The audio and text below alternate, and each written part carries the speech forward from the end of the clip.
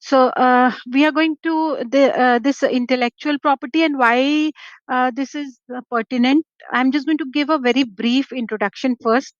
So every year we celebrate April 26th as World IP Day, Intellectual Property Day, and this has been mandated by WIPO, that is the World Intellectual Property Organization. Very surprisingly, this year, World Intellectual Property Day's theme was Powering Change, Women in Innovation and Creativity. And I think surprisingly, for this year, this is my at least the fourth lecture on the same topic, because me being a woman and talking about this theme, especially in a year which is dedicated to women in innovation, is quite pertinent. सो जैसे कि मैंने कहा, इस बार का जो theme है world IP day का और इस पूरे साल का, वो है women in innovation and creativity.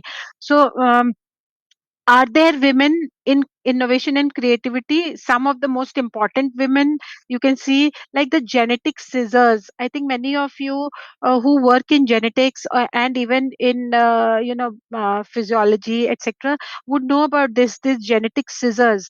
It's a cutting edge technology. It's a gene editing tool. You can basically edit genes which are defective using this technology. This was given by the scientists, Professors Emmanuel Charpentier and Jennifer A. Doudna. So both of them being women. Uh, Another important intellectual property which has been patented is from tires to tiles. So this is Sanchez Amono and a team of innovators.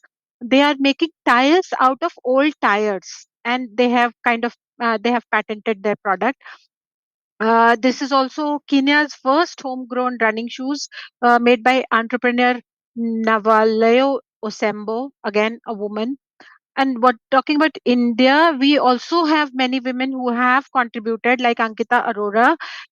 She is presently working as head HRD in national award-winning healthcare startup incubated at IIT Delhi, where she has developed a few flagship products and she has patented all of them. The thing which is very important about her, very interesting about her, is that is a record holder for the claim of filing maximum number of patents in one single day. So that way she has made her mark. We also have Professor Archana Chugh. She's working in the area of peptide mediated therapeutics, including AMR and antifungal drugs for ocular diseases. So she has come up with many drugs which help to check fungal diseases, especially in the eye. So eye related fungal issues, she has got some patented drugs for that. So these were some women. Obviously, why am I talking about women? Because this year is dedicated to women. And coming now to innovation and creativity. So basically, what do you mean? We've seen scientists and people who have patented, who have got not only and let me remind you at the onset, सिर्फ patent ही नहीं होता है, बहुत सारे और चीजें हैं जिनको intellectual property कहते हैं. So we need to understand what all are the intellectual properties, and then suppose we have created that intellectual property, what rights do we have? How can we make use of it? Basically, to get money. So it might sound a little, okay, materialistic, but basically it's about that the person who has come up with that intellectual property. So it is a property basically. So whenever you're talking about property, it means that it has got some monetary worth. और उसका आपको मतलब it has to contribute to wealth. तो ये कहीं ना कहीं से ये आपके wealth से, पैसे कमाने से जुड़ा हुआ है. And that is what is the essence of it, intellectual property. So basically hum innovation, creativity, and then intellectual property. So what is innovation? Innovation is new products or new ways of doing things, and creativity is new ideas. So basically ideas, creativity leads to innovation, right? So any new form of original artistic expression as portrayed, that we call creativity. And innovation is in terms of products or new ways of doing things. So process and products, innovation will always pertain to process and products. So, why do we need these innovations, and why innovation and creativity? So, research was done, and a recent study by World Intellectual Property Organization found that in modern manufacturing, intangible assets like inventions, designs, specialist knowledge are worth nearly twice as much as the tangible assets. So आज के date में हमारा जो intangible assets है, जिसको intellectual property बोल रहे हैं, वो almost double उसका value है compared to the tangible assets, जैसे हो गया आपका land, हो गया आपका machinery, हो गया उसके compared to double intellectual property. And the cultural value of creative works like stories, music, visuals, these contribute to the culture, and societies, their identities. So they are very closely related to societies, cultures, and their identities. So both of them are equally important. So, and a few more facts about intellectual property is that intellectual property intensive firms account for more than 38% of GDP and 45.5 million in the United States, 42% of GDP and 82 million jobs in the European Union. So you can imagine, intellectual property has got 38% of the GDP. The contribution of intellectual property is 38% and 42% for in the European Union. In India, it's certainly low, and that is why the governments, whichever government is coming in, they are putting so much of stress on this, that you should go for patents and intellectual property and their registrations and licensing, etc., because that gives a lot of value addition in terms of GDP. uh, in the European Union and the United States, workers earn 46% more in IP intensive sectors than workers in other sectors. So, if you're working in IP intensive, wherever you are making use of intellectual property, where you're creating intellectual property, so those areas people usually earn 46% more. So, in the light of all these, we can now understand कि क्यों इतना emphasis है आज के date में कि आपका research सिर्फ रिसर्च आर्टिकल्स पब्लिश करने के लिए नहीं होना चाहिए, सिर्फ पब्लिकेशन के लिए नहीं होना चाहिए, सिर्फ आपके प्रमोशन के लिए नहीं होना चाहिए, वो प्रॉपर्टी क्रिएट करना चाहिए उसको. It should create property which has got monetary worth, so that it can remain, even after the creator has gone, उसका value addition to society रह जाता है उसके बाद. So intellectual property, now what do we actually mean by intellectual property? These are basically creations of the mind, such as inventions, literary and artistic work, designs and symbols, names, images. But the thing is, used in business and commerce. So कहीं ना कहीं इसका कुछ ना कुछ relation होना चाहिए business और commerce से. That is why property, you see, it is a property. जब भी intellectual मतलब माइंड का इंटेंजिबल, हालांकि कुछ टेंजिबल इंटेलेक्चुअल प्रॉपर्टी भी होते हैं, जैसे कि जो प्रोडक्ट्स आप इन्वेंट करते हैं, आइडिया से शुरू होता है, लेकिन ultimately it ends up in tangible products. लेकिन उसका कमर्शियल वैल्यू होना चाहिए, उससे उसका बिजनेस में उसका कुछ असर होना चाहिए, तो ही उसको हम इंटेलेक्चुअल प्रॉपर्टी के दायरे में रखते हैं. सो और please remember, business and commerce is a wide, I has got a wide ambit. सिर्फ ये नहीं, मतलब इंश्योरेंस हो सकता है, आपका warehousing, advertising, all these come under your business and commerce. So, unlike other types of properties, this is intangible and based. The most important thing is it is non-consumable. कोई उसको खाकर खत्म नहीं कर दे सकता है, या कोई उसको यूज करके खत्म नहीं कर, because it's an idea. It can go on. So that is an intellectual property. So basically, when we talk about intellectual property, we are talking about creations of mind. So basically, we are talking about creations of mind. Ideas are created, like in the Eureka movement, etc. And we are talking about property. So property means it has got value. मतलब जैसे आपका land हुआ, उसका property है, बेचेंगे, जब भी आप उसको बेचेंगे, वो आपको मॉनेटरी वैल्यू देगा, और वो आपकी प्रॉपर्टी है, तो वो आपके अनुसार उसका यूज होगा, या उस पर उसको दूसरे लोग यूज कर सकते हैं, या फिर आप उसको किसी और को ट्रांसफर कर सकते हैं, बट वो आपकी प्रॉपर्टी हो जाती है. and rights basically refer to the the laws which govern intellectual property. So we are talking about three terms here: intellectual, that is of the mind; property मतलब उसका वैल्यू होना चाहिए, मॉनिटरी वैल्यू होना चाहिए, पहली बात। दूसरा, जो भी उसका ओनर है उसको राइट है उसको उसको जैसे यूज करना चाहे, और दूसरों को वो अलाउ करे ना करे, या फिर उसको कंडीशनल अलाउ कर यूज करने का अलाउ करे. So that is the terminology property. That is what property is associated with. Let us see what are the types of intellectual property. So basically we can categorize intellectual property into two types. एक है copyrights and rights related to copyrights, और दूसरा है जो industrial property rights. अब इसको मैं थोड़ा सा एक्सप्लेन कर देती हूँ. सबसे पहले copyrights and rights related to copyright. इसमें क्या क्या आता है? So copyright basically literary and artistic work के लिए यूज होता है. वर्क्स कवर्ड बाय कॉपीराइट, इसमें क्या क्या आ सकता है? Books, music, painting, sculpture, films, computer programmes, databases. Please understand, databases are also copyrighted.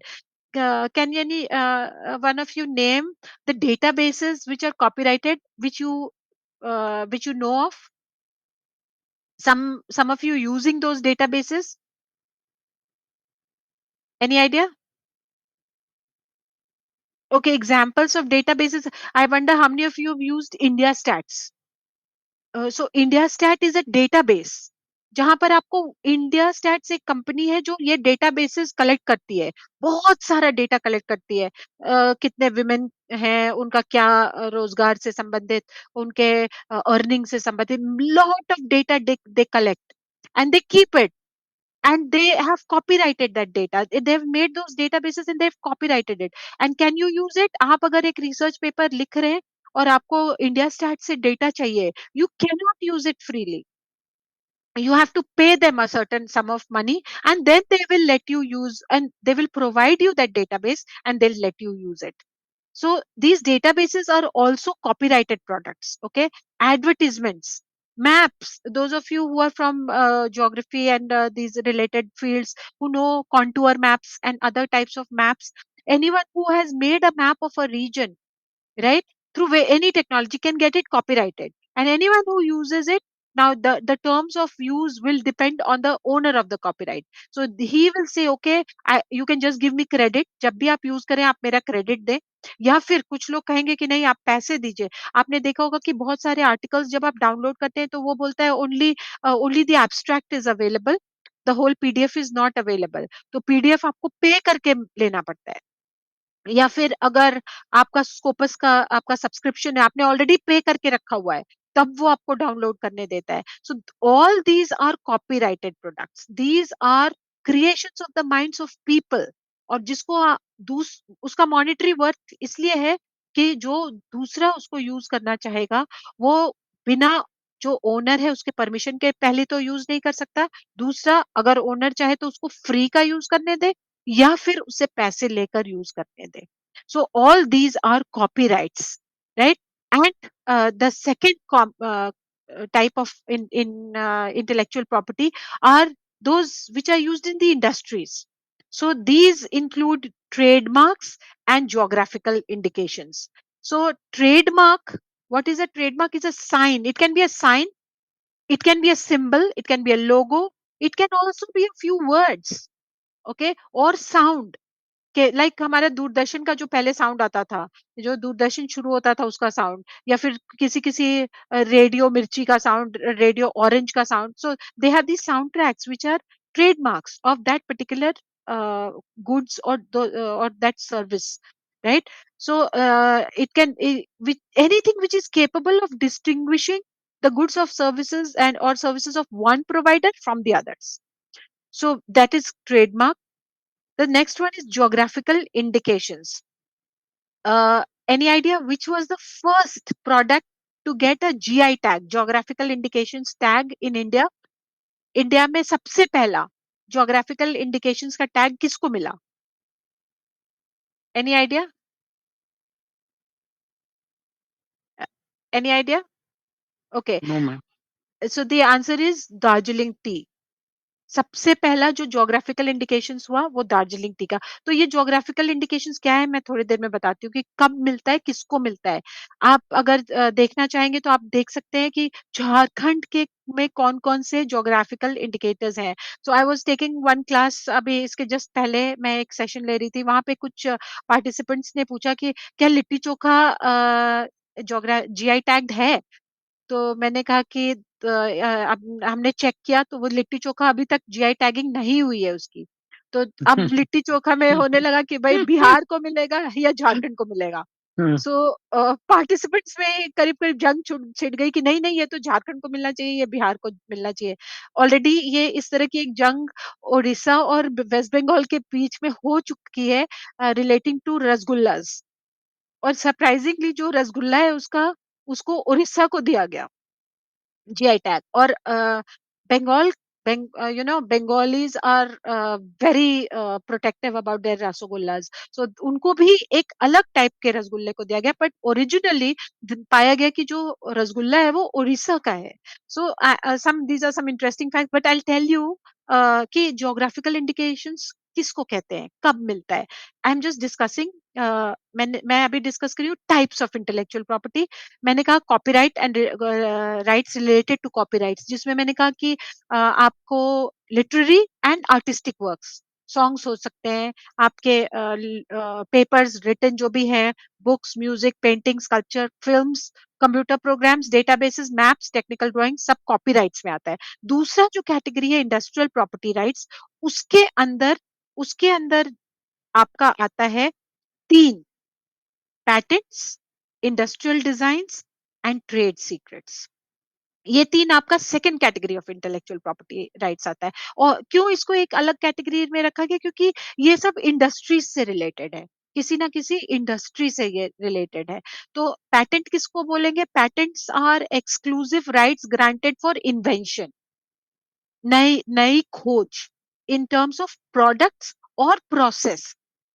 Machine को प्रोडक्ट बोल सकते हैं। कोई भी आपने नया प्रोडक्ट निकाला या नया प्रोसेस निकाला तब पैटेंट होगा।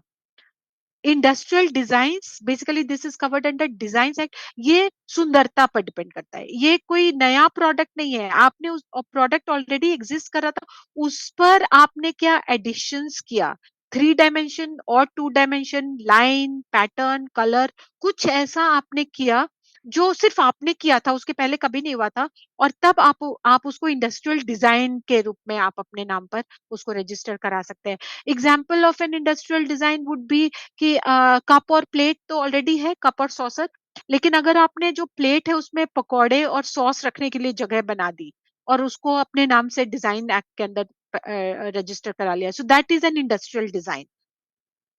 Industrial design is basically three dimensional features usually, और टू डायमेंशनल भी हो सकता है। जैसे कुछ कुछ आर्टिस्ट हैं जो फैशन इंडस्ट्री से बिलोंग करते हैं, वो कुछ कुछ प्रिंट्स हैं, एक वेरियस टाइप के प्रिंट्स हैं जिन्होंने जिसको उन्होंने अपने नाम पे रजिस्टर करके रखा हुआ है as industrial design. So that these come under the second category of the intellectual property associated with industries, and the third category is the trade secrets.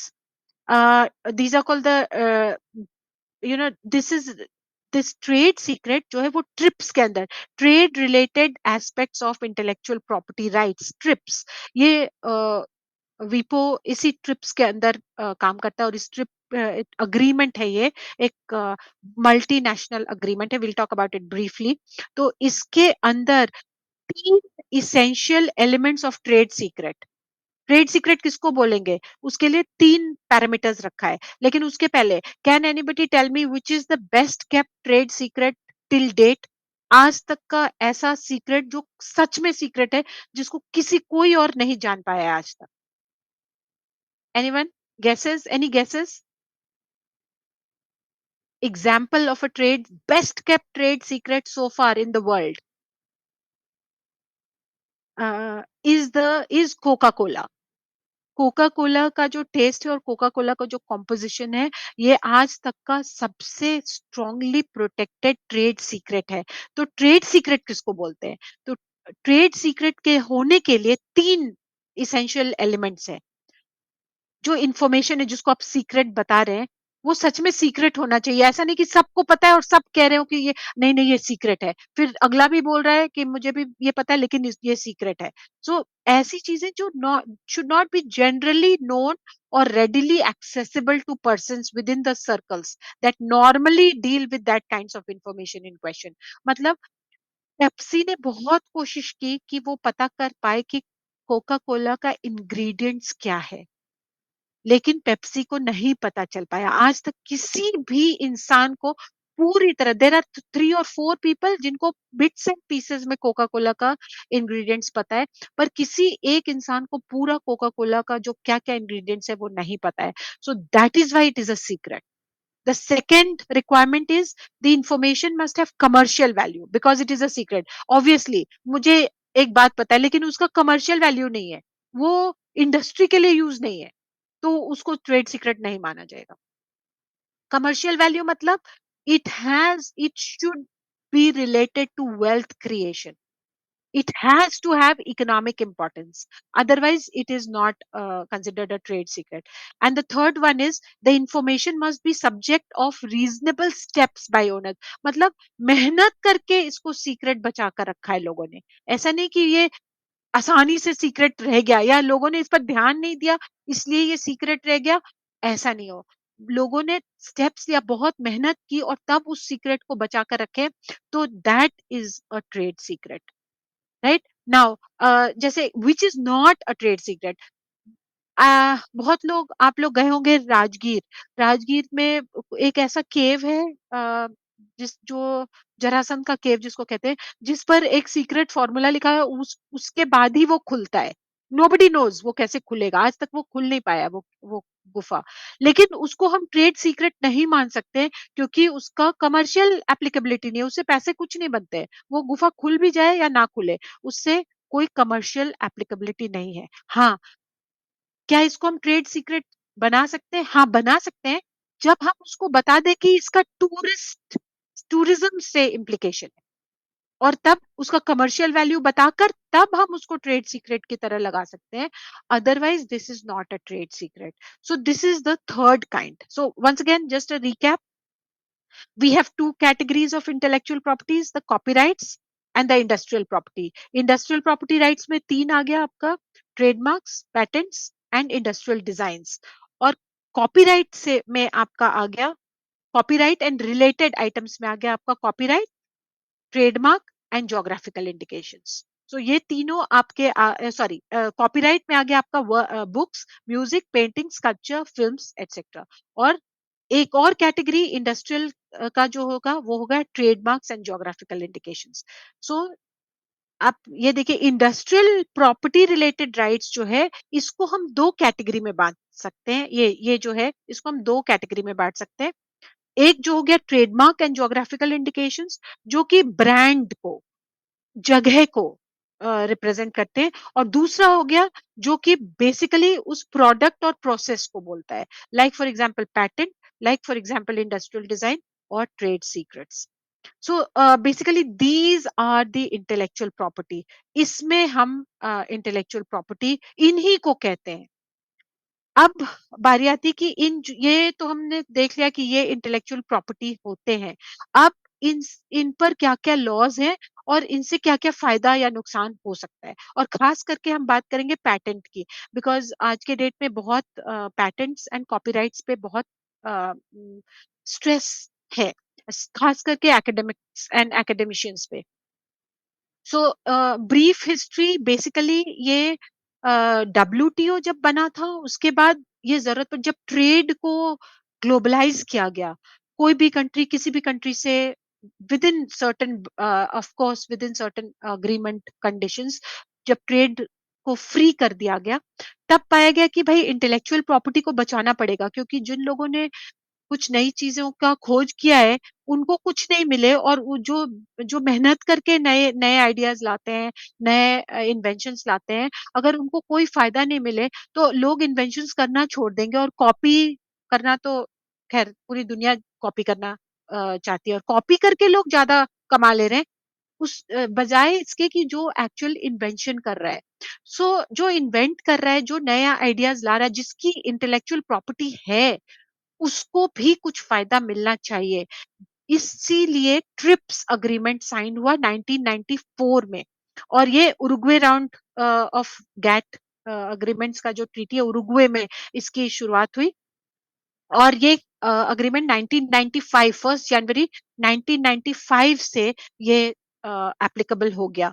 So basically India is a signatory to this TRIPS agreement, और along with 193 other member states.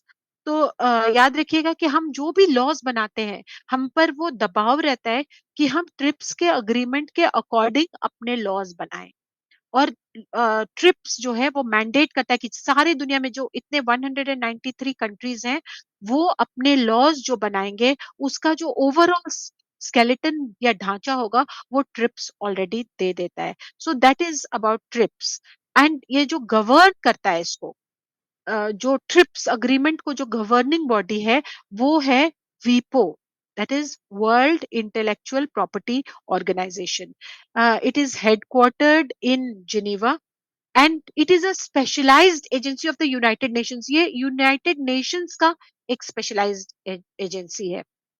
Basically TRIPS intellectual property से जो भी international confusions होंगे, conflicts होंगे, उन पर जो भी गवर्निंग बॉडी है, वो है वीपो। वो ही गाइडलाइंस देगा, वो ही सॉल्व भी करता है। बहुत सारे केसेस में वो मीडिएट एंड कंसिलिएशन भी करवाता है। And it is the nodal agency for governing the TRIPS agreement, right? It besides TRIPS, it also has got 24 treaties जो ये govern करता है, but the most important treaty is the TRIPS agreement. So of course India को ये करना पड़ा, क्योंकि उसने गेट साइन किया था, it was a signatory, and उनको ये ट्रिप्स में साइन करना ही पड़ा। और जब इंडिया ने ये ट्रिप्स को अपनाया, उसके बाद इंडिया स्टार्टेड एनैक्टिंग लॉज। कुछ लॉज उसके पास पहले से थे, बट ट्रिप्स के मैंडेट के अनुसार इंडिया को बहुत सारे लॉज बनाने पड़े, और बहुत सारे इंटेलेक्चुअल प्रॉपर्टीज के लिए स्पेस क्रिएट करना पड़ा, उनको प्रोटेक्ट करना पड़ा। सो अब देखिए, यहाँ पे बेसिकली 8 लॉज हैं जो इंटेलेक्चुअल प्रॉपर्टी लॉज के अंडर आते हैं। जो 8वां है बायोडायवर्सिटी एक्ट, उसको कुछ लोग कहते हैं कि ये इंटेलेक्चुअल प्रॉपर्टी से ज्यादा डील नहीं करता है, और इसको कुछ लोग कहते हैं कि इसके बदले आईटी एक्ट जो है 2000 का, वो आना चाहिए। But that is little bit of a matter which is debatable. But जो बाकी के 7 लॉज हैं, वो ही गवर्न करते हैं intellectual property in India. So these 7, the first 7 laws govern intellectual property and related aspects in India. So I'll briefly run you through all these acts, बहुत briefly। और मैं patent को थोड़ा सा डिटेल में एड्रेस करूंगी। I will also give you कि patent अगर फाइल करना है तो कहाँ जाना है, एक ओवरऑल बहुत ब्रीफ ओवरऑल व्यू की किस तरह से पैटेंट फाइल कर सकते हैं इंडिया के अंदर। आप इंटरनेशनल पैटेंट्स भी फाइल कर सकते हैं, वो कैसे करेंगे? और वो एक साथ 148 एंड 193 कंट्रीज में एक साथ अगर आपको पैटेंट चाहिए, तो वो कैसे करेंगे, मैं उसको भी थोड़ा ब्रीफली बताऊंगी। और उसके पहले just a brief account of these 7 acts. मैंने ऑलरेडी बता दिया कि किस किस तरह के इंटेलेक्चुअल प्रॉपर्टी होते हैं, और हर इंटेलेक्चुअल प्रॉपर्टी से करस्पॉन्डिंग एक्ट्स हमारे पास हैं। तो पैटेंट एक्ट जो I will be dealing with, इसलिए अभी मैं इसको ज्यादा डील नहीं करने वाली हूँ। ट्रेडमार्क्स एक्ट, ट्रेडमार्क्स में ज्यादा कुछ है नहीं। ये बेसिकली दो तरह के ट्रेडमार्क, टीएम लिखा जाता है, और उसको आर और एक सर्कल से रिप्रेजेंट किया जाता है। सो ट्रेडमार्क्स बेसिकली आपका लोगो हो सकता है, साइन हो सकता है, सिंबल हो सकता है, कलर्स हो सकता है, म्यूजिक हो सकता है, जिंगल हो सकता है, जो आपके ब्रांड को किसी और से डिफरेंशिएट करे। ट्रेडमार्क के अलावा सर्विस मार्क भी होता है, which is related to services, only to services, right? Then comes, and trademark is given for a period of 10 years only. After 10 years you will have to reapply and for these for continuation. इसका extension के लिए आपको 10 साल के बाद फिर से करना पड़ता है, और हर साल इसका रजिस्ट्रेशन होता है। प्लीज अंडरस्टैंड, ट्रेडमार्क का रजिस्ट्रेशन हर साल होता है, और आपका इसका जो ट्रेडमार्क जो आपके लिए ग्रांट हुआ है वो 10 साल तक के लिए ग्रांट होता है, और उसके बाद उसको आपको रिन्यू करना पड़ता है। उसके बाद आता है आपका designs act. So designs act we are dealing with, basically this is designs act 2000, and it deals with industrial designs. So basically this is to do with the aesthetic aspect. ये नया कुछ प्रोडक्ट नहीं लेकर आता है, जो already existing products है उसको और सुंदर बनाना, उसको एस्थेटिक वैल्यू इंक्रीज करना। So basically an industrial product art और क्राफ्ट दोनों को का कॉम्बिनेशन होता है। So there is a functional component and there is an aesthetic और आर्टिस्टिक कंपोनेंट। तो ये जो डिजाइन है ये आर्टिस्टिक कंपोनेंट से डील करता है बस, it does not deal with the functional component. Functional component से डील करता है आपका पैटेंट्स, राइट।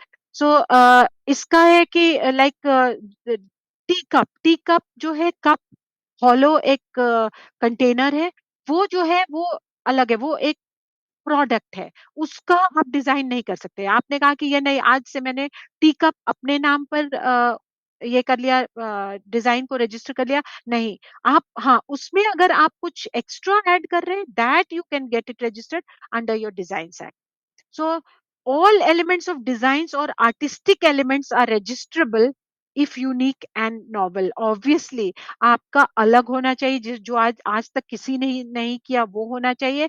दूसरी बात, वो फोक आर्ट को आप अपने नाम पे नहीं रजिस्टर कर सकते हैं। फोक आर्ट, और जैसे कि जो मधुबनी पेंटिंग है, इसको कह के नहीं ये आज से मेरे नाम पे डिजाइन एक्ट हो गया, नहीं। ये इसके लिए प्रोटेक्शन दिया गया है इस एक्ट में, कि जो ऑलरेडी एग्जिस्टिंग जो फोक आर्ट है उसको कोई नहीं टच कर सकता है। So basically industrial design has become an integral part of consumer culture, and the law requires that it is only the aesthetics or design element which can be registered and protected. So आपने अगर कोई नया design create किया है, बिल्कुल नया, तो आप उसको रजिस्टर करा ले अपने नाम से, और फिर अगर कोई वो डिजाइन यूज करेगा तो वो क्रेडिट आपको देगा या फिर आपको पैसे देगा। डिपेंड करता है कि आपने क्या क्या टर्म्स एंड कंडीशंस लगाकर उसको रजिस्टर करवाया है, राइट। सो बेसिकली इसका बहुत अच्छा एग्जाम्पल है डिजाइन एक्ट का। आप देखेंगे फर्नीचर में, राइट, फर्नीचर में आपने ये जो बहुत सारे आजकल ब्रांड्स आ रहे हैं फर्नीचर के, उसमें ये डिजाइन एक्ट, वो लोग नए जो डिजाइन्स बनाते हैं अपने फर्नीचर का, उसको वो लोग अपने नाम पर रजिस्टर करा लेते हैं, और फिर anyone who is copying that design, they can not copy without permission, and if they are copying a certain royalty amount will have to be paid to them. So basically ये उसके design or aesthetic aspects से. So just briefly, what are the salient features of Designs Act? It enlarges the scope of definition of the term article, design and introduction of definition of original. Original work होना चाहिए, copied या कहें जो लोक प्रथा में चली आ रही है वो नहीं कर सकते हैं। प्रायर पब्लिकेशन का स्कोप आप इसमें एम्पलीफाई हो जाता है, मतलब आपको पहले इसको पब्लिश करना पड़ेगा कि आपने ये डिजाइन निकाला है, और तब आपको किसी ने उसको ये नहीं किया, रिफ्यूट नहीं किया कि ओके ये मेरा डिजाइन है, तो आपको प्रायर पब्लिकेशन करके दुनिया को बताना पड़ता है। उसके वेबसाइट पे मैं बताऊंगी कहाँ कहाँ पर आप ये सब करते हैं, किस तरह से जाएंगे, कौन सा वेबसाइट है, वो I will be telling you in due course. तो वहीं पर आपको डिजाइन एक्ट का भी हो जाएगा। Introduction of provision of delegation of powers of the controller to the other officers and stipulating statutory duties of examiners. So ये जो कंट्रोलर होता है, कंट्रोलर ऑफ डिजाइन एक्ट, उनका पावर्स डिफाइन करता है ये एक्ट। और एग्जामिनर्स हैं, एग्जामिनर्स क्या करते हैं, अगर आपने कोई प्रपोजल डाला कि ये डिजाइन मेरे नाम से, सो ये जो एग्जामिनर्स हैं ये पहले एग्जामिन करेंगे कि आपका क्लेम ऑथेंटिक है या नहीं। किसी ने प्रोटेस्ट तो नहीं किया आपके क्लेम पर कि ये नहीं नहीं ये मैंने पहले ही कर दिया था, ये आज के डेट में मेरा ओरिजिनल वर्क नहीं है। सो there is also a provision of identification of non registrable designs. कुछ डिजाइन्स हैं जो आप नहीं रजिस्टर कर सकते, जिनमें आपका फोक आर्ट आता है, that you cannot register in the name of individuals or in the name of companies or organizations. Then provision for restoration of lapse design, अगर lapse हो गया डिजाइन, आप उसको फिर से रिवोक उसको रेस्टोर कर सकते हैं. Substitution of Indian classification bye internationally followed system of classification. Design का अलग अलग क्लासिफिकेशन है, किस क्लासिफिकेशन के अंडर आप अपना रजिस्टर कराना चाहते हैं. And provision for inclusion of a register to be maintained on the computer of registrar of designs. So ये सब कुछ आपको पता कहाँ से चलेगा, that also I am going to tell you. The appealing authority is the high court, right. So any if there is a conflict with respect to, मैंने कहा कि ये मेरा डिजाइन है, कोई और कह रहा है कि ये डिजाइन नहीं मेरा है ओरिजिनल, ये अपील सीधा हाई कोर्ट में जाता है, ये लोअर कोर्ट्स में नहीं जाता है, और ना ही ये सीधा सुप्रीम कोर्ट में जाएगा. So the first appealing authority is the high court. So revoking of period of secrecy of 2 years of registered design. 2 साल आपने अगर कोई डिजाइन बनाया तो उसको आप सीक्रेट बना के रख सकते हैं. जैसे मान लीजिए मैंने कोई डिजाइन बनाया और मैं 2 साल तक उसका प्रोडक्शन करने वाली हूँ. So I am going to make clothes with that design. उसमें एक प्रोविजन होता है कि आप 2 साल तक उसको आप पीरियड ऑफ सीक्रेसी के अंदर लॉक कर दीजिए, ताकि जब आप प्रॉफिट कमा ले तब आप उस डिजाइन को पब्लिक कर सकें. So these are, and penalty क्या होगी, फिर प्रायोरिटी दूसरे दूसरे कंट्रीज में आप किस तरह से अपने डिजाइन को प्रमोट कर सकते हैं. All these are given in this designs act. So अगर आप डिजाइन्स में है, आप एस्थेटिक्स में है, then you should be looking at this designs act. Coming now to the next one, the geographical indication of goods. So this is what I was talking to you about. Geographical indication is an appellation of the place of origin, जहां से कोई product शुरू हुआ, town, reason और country. ये हमेशा geographical indication एक place को दिया जाता है. जैसे झारखंड को दिया गया है. झारखंड के लिए कौन कौन से ज्योग्राफिकल इंडिकेशंस हैं, आप एक बार चेक करिएगा. मोस्ट इंपॉर्टेंट है सिलाव का खाजा. I wonder how many of you know about it. So खाजा जो है, सिलाव एक पर्टिकुलर प्लेस है झारखंड में, वहां का खाजा ऑलरेडी जो जीआई टैग्ड है, right. The use of geographical indications क्यों क्यों जरूरी है, और एग्जांपल्स क्या क्या है. इलाहाबाद का अमरूद, बनारस की साड़ी, कश्मीर का पश्मीना, तिरुपति के लड्डू, राइट. सो जीआई टैग का क्यों, मतलब क्यों देना जरूरी क्यों है. सो इसका ये है कि जैसे दार्जिलिंग टी अगर हम कह रहे हैं, तो जो भी उसको यूज करे उसको पता होगा कि ये दार्जिलिंग का ही है, और दार्जिलिंग टी की कुछ खासियत है, जो जब वो दार्जिलिंग में उगाया जाता है तभी वो खासियत उसमें हो सकती है. कहीं और अगर सेम प्लांट को ले जाकर अगर रांची में करेंगे तो उसमें वो बात नहीं आएगी. और तब आप रांची में दार्जिलिंग से लाकर ही वो चाय का पौधा, चाय का बगान लगाएं. और क्या आप उसको दार्जिलिंग टी के नाम से बेच सकते हैं? The answer is no. ये सिर्फ दार्जिलिंग में उगे हुए जो चाय है, और वो भी पर्टिकुलर वैरायटी की, वो ही यूज कर सकते हैं, क्योंकि उनकी चाय में because of the place, because of the soil, because of the climatic conditions, वहां की जो टेस्ट आता है वो अलग है, जो कि कहीं और नहीं आ सकता है. तो जो यूजर्स हैं, कंज्यूमर्स हैं, उनके लिए ये दिया जाता है, जो खास करके बहुत ही कनोजियस होते हैं ऑफ टेस्ट. तो उनको पता होना चाहिए कि मैं अगर दार्जिलिंग टी बोल मांग रही हूँ तो I should get only that tea which has that particular taste, which can come only when it is grown in Darjeeling. So that is the importance of GI tag. So now coming to the other acts, like I told you, there are 7 most important acts. So we have discussed, I'll be discussing patents. Trademarks में ज्यादा कुछ है नहीं, ये 10 साल के लिए दिया जाता है. ब्रांड में दिया जाता है, किसी बेसिकली ये ब्रांड से रिलेटेड है, जो भी कंपनी या ऑर्गेनाइजेशन अपने ब्रांड को देना चाहता है. और ज्योग्राफिकल इंडिकेशंस हैं, वो ज्योग्राफिकल एरिया को दिया जाता है, वो किसी आदमी या इंस्टीट्यूशन या ऑर्गेनाइजेशन को नहीं दिया जाता है, वो उस पर्टिकुलर एरिया को दिया जाता है. तो आप देखिएगा कि झारखंड के लिए बहुत कम जीआई टैग्स हैं, और बहुत सारे अदर स्टेट्स हैं जिन्होंने बहुत सारे जीआई टैग्स को अपने नाम पर करवा लिया है. So that way it will also help the states to have a kind of branding for their products. So that is फिर उसी क्लास में उसी सेशन में किसी ने और पूछा कि मैम हड़िया क्या जीआई टैग्ड है? तो हमने देखा हड़िया भी आज के डेट में जीआई टैग नहीं है. So these are scopes. अगर झारखंड गवर्नमेंट या कोई ऑर्गेनाइजेशन चाहे या गवर्नमेंट चाहे तो वो इन सबको जीआई टैग करा सकती है. Right now copyright. So copyright हमारे लिए बहुत इंपॉर्टेंट है क्योंकि ये हमारे लिटरेरी वर्क को प्रोटेक्ट करता है. और प्लीज रिमेम्बर कॉपीराइट जो है ये authors life time coverage plus 60 years after the death of the author ये कॉपीराइट ग्रांट होता है. So this is the longest period of intellectual property protection. सबसे लंबा पीरियड के लिए जो प्रोटेक्शन दिया जाता है वो है कॉपीराइट को. तो पूरा जब तक वो ऑथर जिंदा है और उसके मरने के 60 साल के बाद तक वो उसके नाम पे कॉपीराइटेड होता है. सो इसमें आप इंक्लूड कर सकते हैं लिटरेरी, ड्रामेटिक, म्यूजिकल और any kind of artistic work. ये कॉपीराइट के अंदर आता है. इसमें आप मैप्स भी यूज कर सकते हैं, आप कंप्यूटर प्रोग्राम्स भी यूज कर सकते हैं, डेटाबेसेस लाइक आई सेड उसकी भी कॉपीराइटिंग हो सकती है. और इसका मोस्ट इम्पॉर्टेंट चीज क्या है कि जैसे अगर आपने कोई लिखा, जब भी आप किसी जर्नल में पब्लिश करवाते हैं, जर्नल उसे अपने नाम से कॉपीराइट करवाता है और वो आपसे एक डिक्लेरेशन साइन करवाता है कि the work will be copyrighted. कुछ कुछ जर्नल्स ऑथर और जर्नल दोनों के नाम से कॉपीराइट कराते हैं और कुछ कुछ जर्नल्स जो हैं सिर्फ और सिर्फ जर्नल के नाम पर कॉपीराइट कराते हैं. तो आपको क्लैरिटी होनी चाहिए कि ये जो आप दे रहे हैं, जो भी आप पेपर सबमिट कर रहे हैं, जो अच्छे बड़े जर्नल्स होते हैं उनकी कॉपीराइटिंग पॉलिसी बहुत ही स्ट्रांग होती है.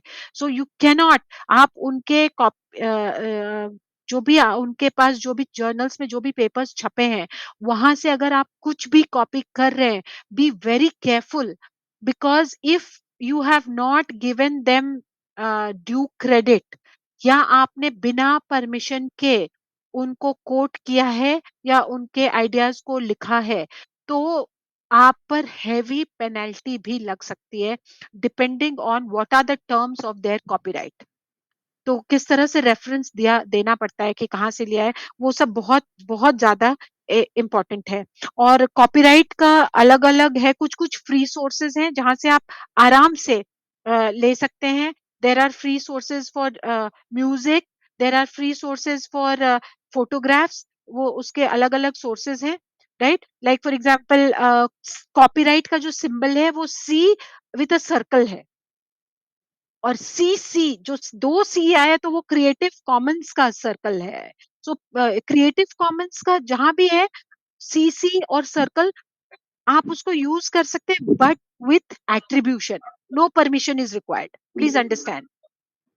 तो अगर एक सी है और एक सर्कल है, वहां पे आपको परमिशन ऑफ द ऑथर लेना जरूरी है. कोई भी अगर आप कोई भी डेटा नेट से ले रहे हैं जिसके ऊपर वो साइन दिया हुआ है कॉपीराइट का, एक सी और उसके चारों तरफ एक सर्कल, दैट मीन्स दैट आपको वो परमिशन लेना पड़ेगा.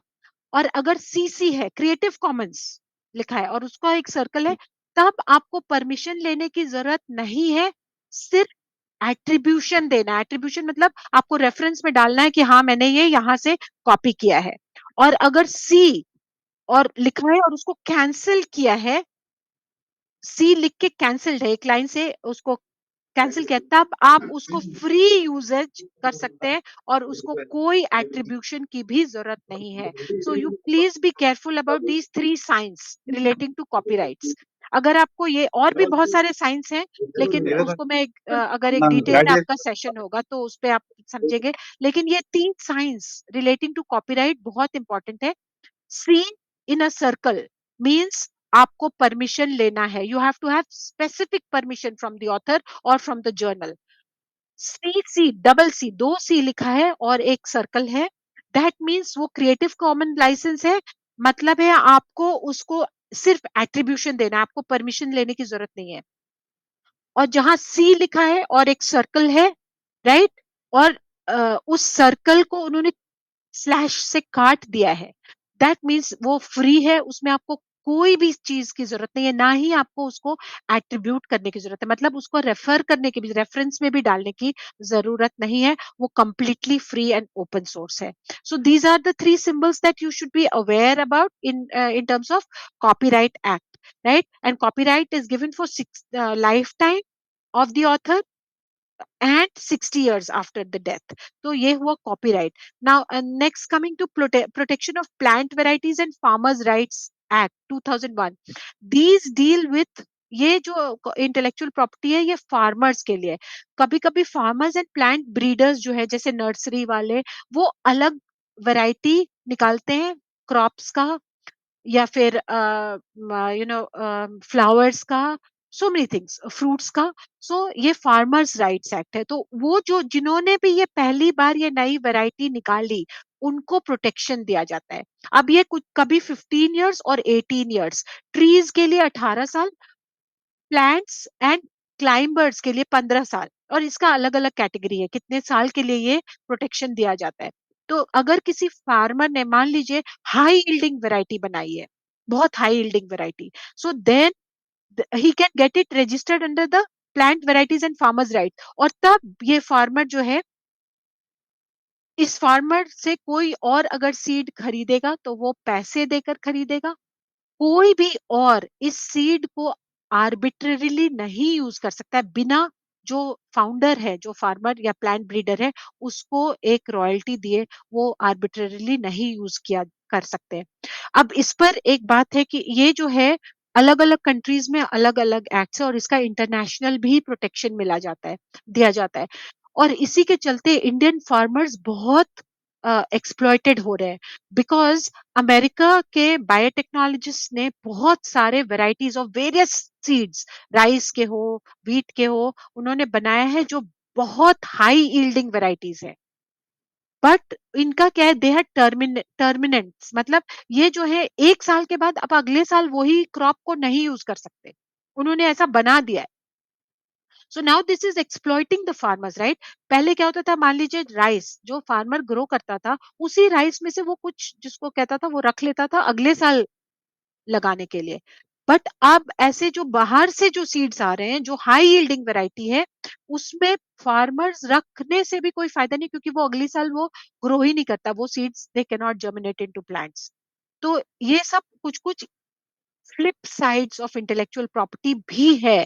और गवर्नमेंट अब सोच रही है कि अगर ऐसे बार बार हर साल वो बेचारा फार्मर इतना हाई कॉस्ट देकर ये राइस के या अलग अलग वैरायटीज का सीड्स खरीदेगा, और हमारे वहां तो सब कुछ मॉनसून पे डिपेंडेंट है, फार्मर्स की हालत ऐसे भी खराब है, और इतने महंगे सीड्स अगर वो खरीदेगा तो उसकी हालत और खराब हो जाएगी। इसलिए गवर्नमेंट अब ये सोचे कि किस तरह से ऐसे राइट्स में एक प्रोटेक्टिव एलिमेंट लाया जाए ताकि फार्मर्स को दिक्कत ना हो, right? The seventh is the semiconductor integrated circuits layout design act. ये बेसिकली कंप्यूटर हार्डवेयर से रिलेटेड है, सेमीकंडक्टर और इंटीग्रेटेड सर्किट्स का। अगर कुछ नए तरह के सर्किट्स बनाए तो वो इस एक्ट के अंडर अपने सर्किट्स को रजिस्टर करवा सकते हैं, right? The biodiversity act, now this biodiversity act जो है, ये basically not exactly intellectual property of humans, it talks about intellectual property of nature. ये बोलता है कि भाई नेचर ने जो जो नए नए वैरायटीज बना के, अलग अलग वैरायटीज बना के रखे हैं, हमें वो हक नहीं होना चाहिए कि हम उसको डिस्ट्रॉय कर दें। तो प्रोटेक्टेड एरियाज बना के रखे, जैसे काजीरंगा प्रोटेक्टेड एरिया है, पलामू में tiger reserve protected area. Protected area मतलब under this act, biodiversity act, government उन एरियाज को प्रोटेक्टेड बना देती है ताकि नेचर का जो इंटेलेक्चुअल प्रॉपर्टी है वो डिस्ट्रॉयड ना हो, ताकि जो इतने सारे फ्लोरा एंड फौना है उसको ह्यूमन बींग्स डिस्ट्रॉय ना कर सके। So basically these are the acts. Now coming to the most important act, which is the Indian patent act, which was enacted in 1970, और ये बहुत बार अमेंड हो चुका है 1995 में, 99 में, 2002 में एंड 2005 में। Most of us are interested in the patent, लेकिन पैटेंट में हमें समझना पड़ेगा कि किस चीज को पैटेंट करा सकते हैं और किस चीज को हम पैटेंट नहीं करा सकते। That is very very important. What you cannot basically patent, that is very very important. So we will see what are the salient features of this act. So what can be patented? Please remember there are four important things जो कि जब भी आप कुछ patent के लिए apply करेंगे सबसे पहले ये चार चीज देखी जाती है, और फिर हम एक नेक्स्ट कैटेगरी में जाते हैं, फिर उन उस कैटेगरी में देखा जाता है कि ये सारी चीजें कि नहीं। सबसे पहला देखा जाता है कि ये प्रोसेस या प्रोडक्ट या मशीन्स, राइट, इनके ये नया है कि नहीं, नया प्रोसेस, नया प्रोडक्ट, न्यू मशीन्स, या completely new use of something, बहुत ज्यादा new with a lot of efficacy. Already कुछ चीजें थी जिसका कुछ और यूज हो सकता है, जैसे जैसे फॉर एग्जांपल वॉशिंग मशीन। तो वॉशिंग मशीन को बहुत सारे पंजाब में बहुत सारे ढाबा में वॉशिंग मशीन को लस्सी बनाने के लिए यूज करते हैं, because they make lassi on a big scale. तो वो उसी में सारी चीजें डालकर उसको मिलाकर और जो आउटलेट वाला पाइप है उससे वो निकाले। तो क्या वो उसको पेटेंट करा सकते हैं? The answer is no. It is just a new use of an existing already patented object और प्रोडक्ट, और हम उसको पेटेंट इसलिए नहीं करा सकते क्योंकि ये रिमार्केबली डिफरेंट या इनोवेटिव स्टेप नहीं इन्वॉल्व है इसमें। तो पहला ये हुआ। दूसरा, इट मस्ट बी यूजफुल, और यूजफुल फॉर सोसाइटी। ऐसा ना हो जैसे कि बेटिंग गेमिंग के लिए, या फिर लॉटरी टिकट्स में फजिंग के लिए अगर हम कोई नया इन्वेंशन कर ले, वो पैटेंटेबल नहीं है, because it is against public health and public welfare. तो anything which is against public health और welfare and which is not useful, उसको पैटेंट नहीं करा सकते। It has to be novel, yes, it has to be something which is very new. जैसा sir ने अभी पूछा कि कितना परसेंट डिफरेंट होना चाहिए, तो यहाँ पे the percentage is to be almost 100, एकदम न्यू होना चाहिए। कुछ कुछ केसेस में उसका वो प्रायर आर्ट सर्च से वो पता लगाते हैं और तब वो सर्टिफाई करते हैं कि हाँ ये नॉवल है, राइट। हम इन जनरल नहीं बता सकते कि इतना परसेंट डिफरेंस होगा तो वो पैटेंटेबल हो जाएगा, नहीं। वो रिव्यूअर्स हैं वो सर्टिफाई करके देंगे कि हाँ ये डिफरेंट है और क्या ये पैटेंटेबल है या नहीं है। And it must be non obvious. Non obvious से मतलब है कि लाइक फॉर एग्जांपल हल्दी, हमारे वहाँ ये एक ऑब्वियस सी के नॉलेज है कि हल्दी, चोट लगे तो हल्दी लगा दो। तो ये एक कॉमनली नोन नॉलेज है, तो आप इसको पैटेंट नहीं करा सकते। And it is not something which is very obvious, सबको पता है कि भाई कुछ भी चीज ऊपर से गिराओगे तो वो नीचे ही जाएगा, वो ऊपर वापस आसमान में नहीं उड़ेगा। तो ये एक ऑब्वियस बात है, इसको आप पैटेंट नहीं बना सकते कि नहीं नहीं आज से मैं बोल रही हूँ कि जो चीज को भी गिराओगे वो नीचे गिरेगा, ऊपर नहीं जाएगा, इसको मेरे नाम से पैटेंट कर दो, ये नहीं पॉसिबल है। So these are the four things that that is check before granting a patent. So it can be a process or product or both. It has to be new. There has to be an inventive step, and it has to be, जिसको जिसको मैंने कहा useful, उसका मतलब है उसका industrial application होना चाहिए, उसका कमर्शियल एप्लीकेशन होना चाहिए, तभी वो पेटेंटेबल है। अदरवाइज अगर मैंने कुछ ऐसा बस बना दिया, कुछ ऐसा एक कॉन्ट्रैप्शन जिसका कोई यूज नहीं, लेकिन हाँ ये नई चीज है, लेकिन वो आप पेटेंट नहीं करा सकते because the usefulness is not proven. तो पहला हम ये चारों देखते हैं, प्रोसेस प्रोडक्ट है या नहीं, नया है या नहीं, इन्वेंटिव स्टेप इन्वॉल्व है कि नहीं। इसलिए हम वॉशिंग मशीन को क्यों नहीं करवा पाए पेटेंट, लस्सी बनाने की मशीन के लिए, क्योंकि उसमें कोई भी इन्वेंटिव स्टेप इन्वॉल्व नहीं था, right. And whether it has got industrial application और नॉट। इसके बाद कुछ और चीजें हैं जो पेटेंटेबल नहीं है, प्लीज इनको जानना बहुत जरूरी है। एनीथिंग विच इज फ्रिवलस, जिसका कोई बहुत इंपॉर्टेंस नहीं है, obvious, contrary to well establish laws, contrary to law, morality, जैसे कि जैसे मैंने कहा कि डकैती करने का नया तरीका, तो वो आप पेटेंट नहीं करा सकते बिकॉज वो मोरालिटी के अगेंस्ट है। Anything which is injurious to public health आप नहीं करा सकते।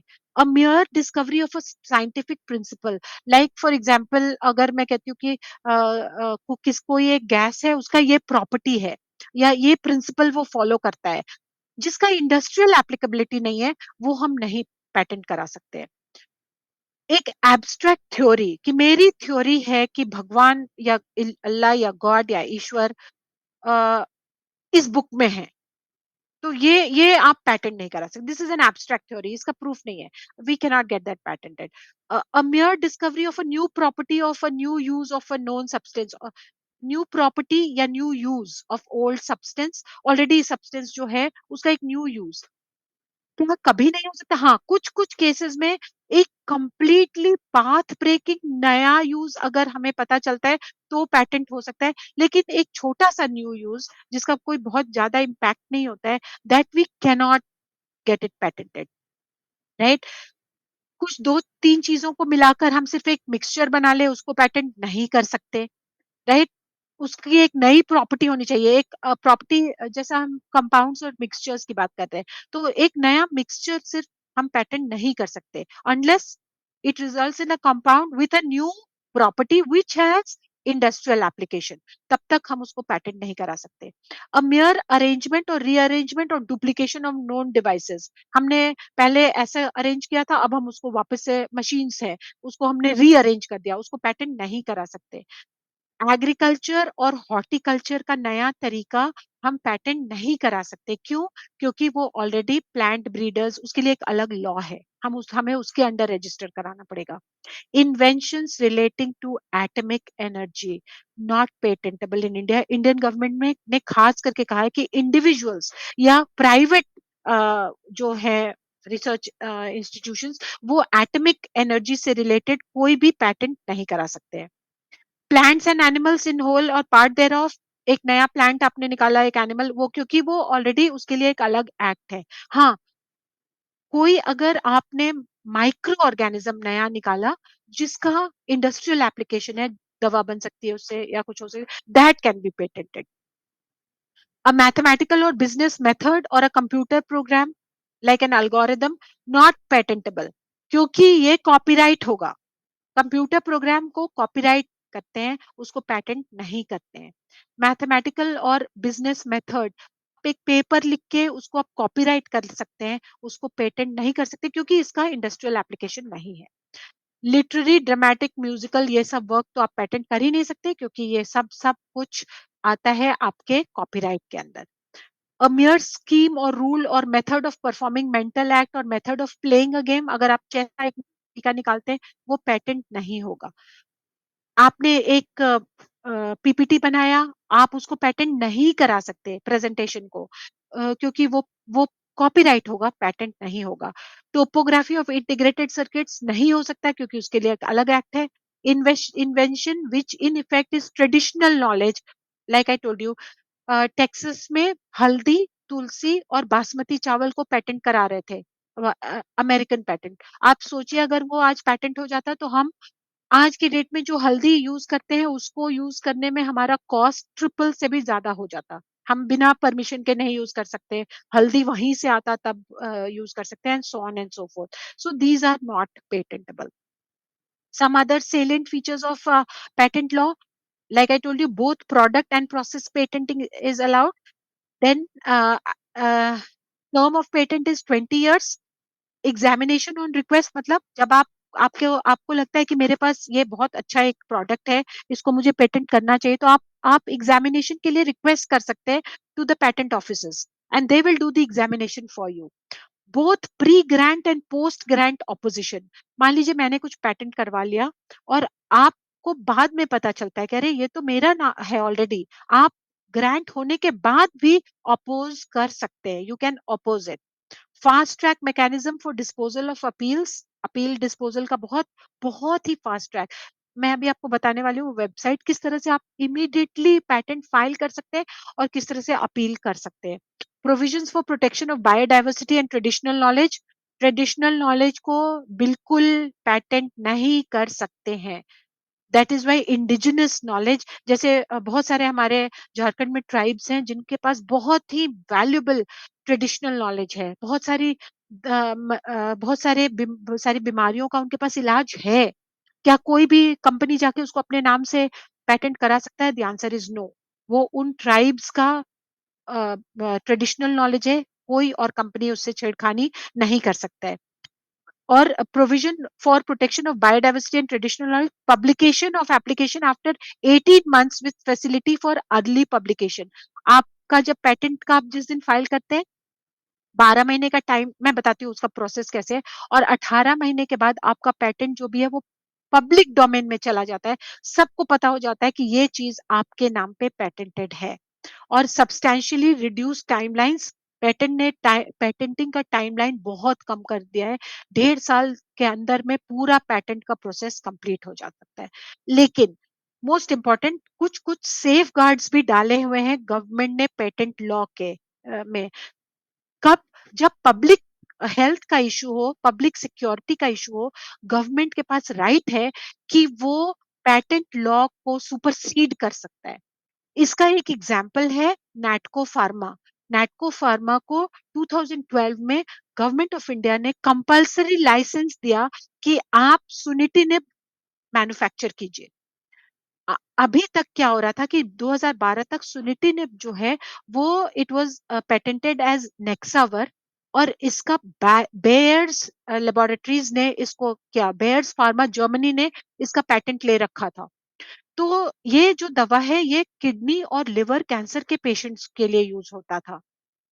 और क्योंकि इसको बेयर फार्मा ने पेटेंट कराया था, तो जो किडनी और लिवर पे कैंसर के मरीज थे उनको ऑब्वियसली रॉयल्टी देनी पड़ती थी एंड ऑल दैट।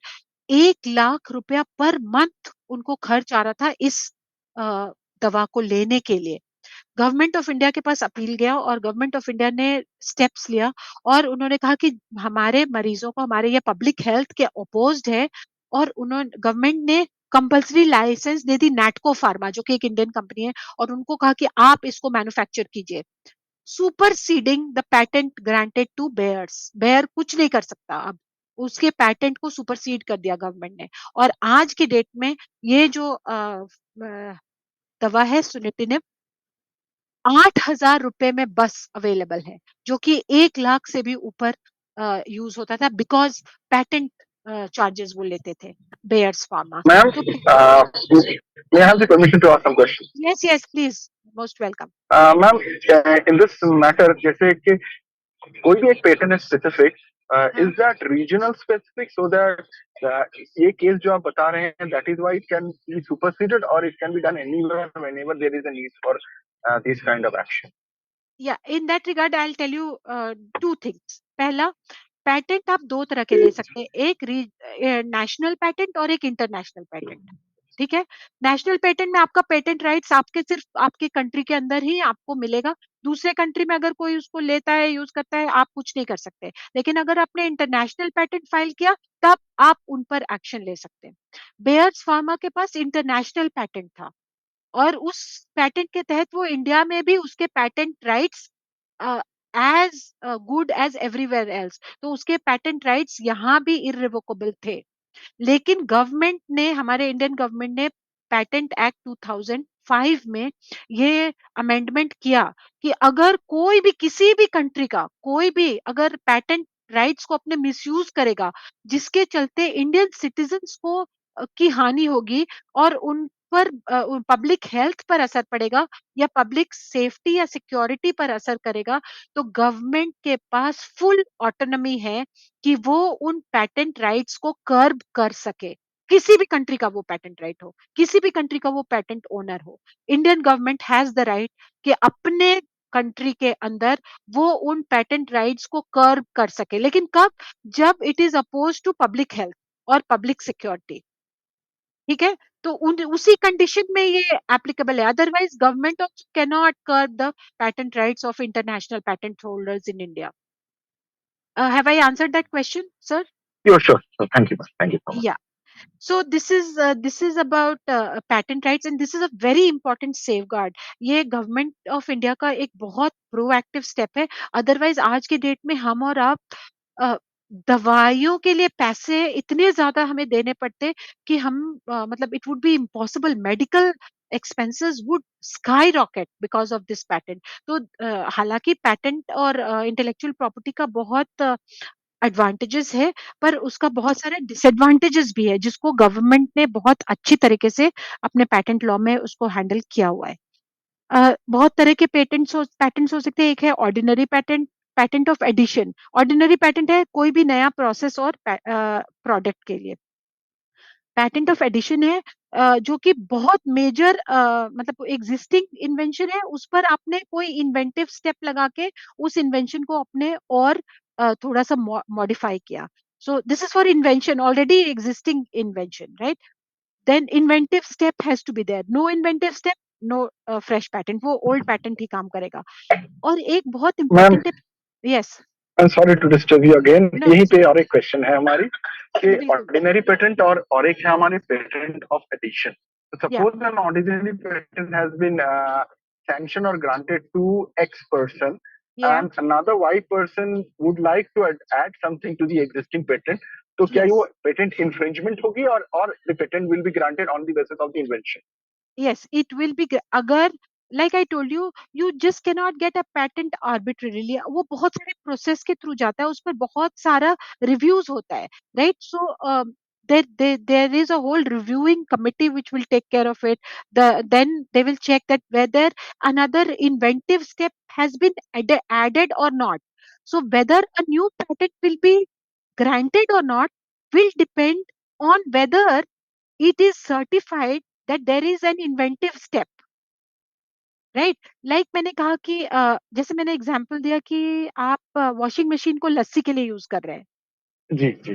तो इसमें तो इन्वेंटिव स्टेप कुछ भी नहीं है. क्या आपने उस प्रोडक्ट में कुछ और एडिशन सब्ट्रैक्शन? इन्वेंटिव, माइनर नहीं, इन्वेंटिव, नया, बिल्कुल पाथ ब्रेकिंग. क्या आपने उसमें इन्वेंटिव एडिशन किया? नहीं किया. दैट इज वाई जो वॉशिंग मशीन है उसको आप लस्सी के लिए यूज करें तो that is not patentable, right sir? So ये inventive step will decide whether a new patent will be granted or it will be refused. Okay Okay, sir. Okay. Right. Okay, And thank this inventive step is decided not in one step, right? So basically, there will be a review, and this reviewing, the reviewer's report, depending on that certification, and depending on whether there has been an opposition or not from the initial patent holder, right? उन्होंने कहा कि नहीं, already मेरे हमने कर दिया है, तो फिर अगर ऑपोजिशन है तो आप नहीं कर सकते. सो अगर इस केस में, that is why there are patent offices. There are 4 regional patent offices in India: Delhi, you. Kolkata, Chennai Kolkata, and Chennai Mumbai, में. राइट? तो आप अपने रीजनल ऑफिस में भेजेंगे, फिर वहां पे वो लोग सर्च करते हैं, प्रायोरिटी प्रायर आर्ट सर्च, और उसमें वो पता करते हैं, and depending on that the results of their search, they will certify, and then only the patent will be granted or refused. And अगर international patent है, then this goes to WIPO, World Intellectual Property Organization in property Geneva. Of. Yeah, ma'am, it goes एक to. चीज और है कि prior art की जो total search है, can a patentee can also do the prior art and represent in from the in the patent for. Yes, basically आप जब पेटेंट को फाइल करते हैं, उससे बेटर हो, उससे आपको डिजायरेबल है कि आपने अपने लेवल पे सर्च कर लिया हो, राइट? तो वो जो जी सर्च करना है जी कहाँ जी. कहाँ, वो भी है. There are very good websites जहाँ पे आप अपने पेटेंट को डाल के देख सकते हैं, कीवर्ड्स हाँ. डाल के सर्च कर सकते हैं कि भाई इस तरह की चीजें बन चुकी हैं या नहीं, पेटेंटेड है या नहीं. ठीक है, तो वो भी आप, वो it is desirable that you do it, but despite the fact that you do it और you don't do it, they will again do it, जी. राइट? सो आप, अगर आप पेटेंट फाइल करें, इट इज डिजायरेबल आप अपना सर्च पहले कर लें, because otherwise all this effort will go in vain, right? लेकिन वो लोग श्योर फिर श्योर. भी सर्च करेंगे ही करेंगे, दे विल डू इट. बिल्कुल. Okay. Okay. So this patent of convention, तो पैटेंट ऑफ कन्वेंशन क्या है, ये ध्यान से सुनिएगा. बहुत बार ऐसा होता है कि दो लोग एक ही आइडिया पे काम कर रहे हैं, और आपको पता है कि वो भी इसी टॉपिक पे काम कर रहे हैं, मैं भी, लेकिन आपका काम अगर आगे बढ़ गया है और आपको लगता है कि आपके पास साइजेबल इंफॉर्मेशन है, you already have a lot of information, then you should go for a patent of convention, so that अब दो लोग इसी पर काम करें तो जो ये तो रेस हो गई, तो जिसने भी ज्यादा काम कर लिया आगे, वो पैटेंट ऑफ कन्वेंशन साइन कर लेता है. ये एक, it basically fixes a priority date, right? So ये जो प्रायोरिटी डेट है, ये आपके नाम से बुक हो जाएगी. अगर आपने पैटेंट ऑफ कन्वेंशन दे दिया, तब ये पेटेंट इंश्योर हो जाएगा कि आपको फर्स्ट प्रायोरिटी मिलेगा इस पेटेंट को अपने नाम पे साइन करवाने के लिए. That is called a patent of convention. This is only filed when you two people you know that there's somebody else also who's working on this same topic, and you are doubtful कि कहीं उनको ना पहले patent मिल जाए. तब अगर आपने अपना काम बहुत आगे बढ़ा लिया है, तो आप patent of convention, even before you completed the whole work, अगर आपके पास एक ओवरऑल आइडिया है और सब्सटैंशियल इंफॉर्मेशन है, विदाउट कंप्लीटिंग, आपने प्रोटोटाइप तक कंप्लीट नहीं भी किया हो, तब भी आप पेटेंट ऑफ कन्वेंशन अप्लाई कर सकते हैं. Right, so this is about patenting. Now, how do you obtain a patent? This is the last topic we are going to deal with, and we are going to go with it very briefly. I think we are going to run short of time also. So we filed an application for patent with one of the now, like I told you, आप दो तरह के patent file कर सकते हैं, एक only in India और एक international. तो ऑलवेज एडवाइजेबल कि अगर आपका काम बहुत अच्छा है तो आप इंटरनेशनल पेटेंट ही फाइल करें. If you filing an international patent, आपका one application and you get patent granted to 143 और 198 कंट्रीज, डिपेंडिंग ऑन आपने कौन सा रूट लिया है या वीपो क्या करता है. एक साथ आपको इतने सारे कंट्रीज में पैटेंट मिल जाता है. Right, so with how do you file? अगर रीजनल रीजनल भी हो या इंटरनेशनल भी हो, आपको इंटरनेशनल पैटेंट भी आपको फॉरवर्ड करना पड़ता है अपने रीजनल पैटेंट ऑफिस के through he. So for us, Ranchi या झारखंड में अगर आपने काम किया है, आपको कोलकाता भेजना पड़ेगा. You will have to send the application to the Kolkata office, और फिर वहां से दो दो तरीके, या तो अगर आपने नेशनल पैटेंट तो वो इंडिया के अंदर होगा, और अगर इंटरनेशनल पैटेंट है तो फिर वो वहां से उसको भेजेगा विपो. राइट, सो अगर आप नेशनल पैटेंट फाइल करना चाहते हैं, all your information you can see is available on this website www.ipindia.nic.in. All the guidelines for applicants are available on this website. कितनी फीस पे करनी है, क्या क्या स्टेप्स हैं, सारा कुछ इस वेबसाइट पे दिया हुआ है. So how do you do this? इसको कैसे, आफ्टर फिलिंग द एप्लीकेशन, वहां पर आपको एप्लीकेशन आता है, you will fill it online, you can do it online. You don't need a patent agent, you don't need a lawyer. Why we have lawyers? कि वो काम को आसान कर देते हैं, क्योंकि ये थोड़ा सा टेक्निकली प्रोसेस हो सकता है, लेकिन अगर आपने एक दो, जब आप एक दो पैटेंट फाइल कर लेते हैं तो आपके लिए बहुत आसान हो सकता है. इनिशियल आप कोई एक पैटेंट एजेंट को यूज कर सकते हैं, बट वो भी क्या करता है, वो एप्लीकेशन भरता है. राइट, और एक रिक्वेस्ट फॉर एग्जामिनेशन वो फाइल करता है कि भाई हमने ये पैटेंट के लिए अप्लाई किया हुआ, आप प्लीज इसको एग्जामिन करिए. Right, to any of the Indian patent officers. Now after the first examination report, अब ये जो पेटेंट ऑफिसर है वो इसका एग्जामिनेशन कराएगा, और एक first information report, examination FER बोलते हैं उसका, फर्स्ट एग्जामिनेशन रिपोर्ट, वो आपको देगा वापस से. उसमें लिखा रहेगा कि ये मिसिंग है, ये चीज है, इसका आप प्लीज प्रूफ लेकर आइए, जो भी उसका जो भी ऑब्जेक्शंस है वो आपको देता है.